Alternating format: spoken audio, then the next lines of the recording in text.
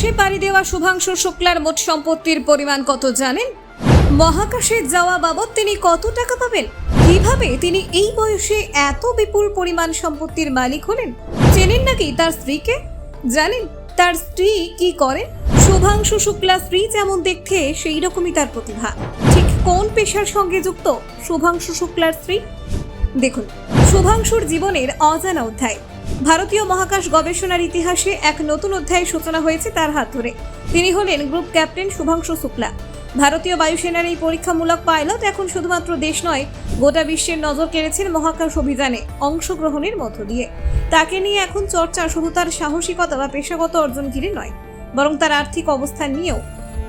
এই সময় পত্রিকার সাম্প্রতিক একটি প্রতিবেদনে তার সম্পত্তির পরিমাণ এবং আয়ের উৎস নিয়ে বিস্তারিত আলোচনা হয়েছে, যা সাধারণ মানুষের কৌতূহলকে আরও বাড়িয়ে তুলেছে। প্রতিবেদন অনুযায়ী শুভাংশুর শুক্লার মোট সম্পত্তির পরিমাণ প্রায় 500 কোটি টাকা। এই বিপুল সম্পদের মধ্যে রয়েছে উচ্চ মূল্যের ফ্ল্যাট ও বাড়ি, জমি, বিলাসবহুল গাড়ি সংগ্রহ এবং নানান আর্থিক বিনিয়োগ।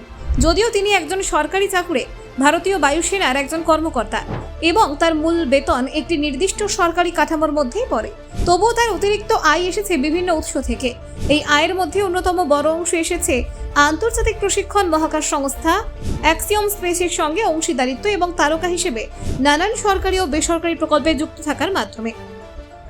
শুভাংশু শুক্লা হলেন ভারতের সেই প্রথম সারির নভোচারীদের একজন, যাদের ইসরোর গগনযান মিশনের জন্য নির্বাচন করা হয়েছে। এর পাশাপাশি যিনি যুক্ত রয়েছেন আমেরিকার অ্যাক্সিওম স্পেসের প্রশিক্ষণ মিশনে, যেটি তাকে আন্তর্জাতিক মহাকাশ স্টেশনে পাঠানোর জন্য প্রস্তুত করেছে। এই প্রশিক্ষণের ব্যয় ছিল বিপুল। একটি নভোচারীর প্রশিক্ষণ অভিযানের জন্য খরচ হয়েছে প্রায় 60 থেকে 70 মিলিয়ন মার্কিন ডলার, অর্থাৎ ভারতীয় মুদ্রায় প্রায় 500 কোটির কাছাকাছি। এই অর্থের বড় একটি অংশ সরকারি অনুদান ও গবেষণা প্রকল্প থেকে আসলেও শুভাংশু শুক্লার এই অভিযানে ব্যক্তিগত দক্ষতা ও পেশাগত সাফল্যের জন্য তিনি তার এই আর্থিক মূল্য এবং সম্পদের পরিমাণ নিয়ে সমাজে মিশ্র প্রতিক্রিয়া দেখা যাচ্ছে। কেউ বলছেন এটা প্রমাণ করে যে মেধা, অধ্যাবসায় ও বিজ্ঞান মনস্কতা কেবল মানসিক সাফল্য নয়, আর্থিক সাফল্যের পথও খুলে দিতে পারে। আবার কেউ প্রশ্ন তুলেছেন, একজন সরকারি কর্মীর এত বিপুল সম্পদ কতটা স্বাভাবিক?